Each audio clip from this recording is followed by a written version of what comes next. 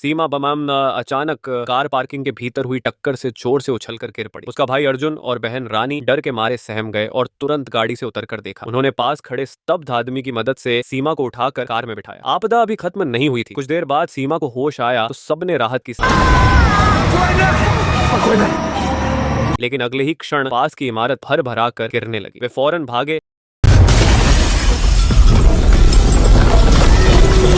लेकिन सीमा मलबे में दब गई। आखिर यह खौफनाक आपदा क्यों आ रही थी? यह सब महज आधे घंटे पहले शुरू हुआ था, जब सीमा के अंतरिक्ष यात्री पिता अंतरिक्ष स्टेशन पर थे और उन्होंने देखा कि असंख्य उल्का पिंड उनकी बेटी के शहर पर गिरने वाले हैं। उन्होंने तुरंत सीमा को फोन किया। जैसे ही सीमा ने पर्दे हटाकर बाहर देखा, असंख्य उल्का पिंड अंतरिक्ष स्टेशन से टकराकर पृथ्वी की ओर बरस पड़े और शहर में तबाही मचा दी। उसी घटनाक्रम में सीमा के पिता घायल होकर बेहोश हो गए। बेहोशी में उन्हें अपने बचपन की सीमा याद आई और होश आने पर उन्होंने मलबे में तबाह होते शहर को देखा और बेटी का नाम पुकारते रहे। दूसरी ओर मलबे में दबी सीमा ने भी पिता की आवाज सुनी और होश में आई। दरअसल पिता ने बचपन से उसके खिलौना भालू में कैमरा लगाया था, जिसके जरिए उसकी लोकेशन पता चली और खोजी कुत्तों की मदद से उसे ढूंढ लिया गया। सीमा को सुरक्षित बाहर निकाल लिया गया। तभी उसे अपने छोटे भाई की याद आई जो स्कूल गया था। दूर से उसने ढही हुई स्कूल बिल्डिंग देखी और पिता को बताने ही वाली थी कि अचानक संचार टूट गया। सीमा ने हिम्मत जुटाई और अकेले ही भाई को बचाने स्कूल दौड़ी। जीर्ण शीर्ण इमारत के भीतर से पत्थर गिर रहे थे, लेकिन साहस दिखाते हुए उसने अंदर जाकर भाई की आवाज सुनी और उसे सुरक्षित निकाला।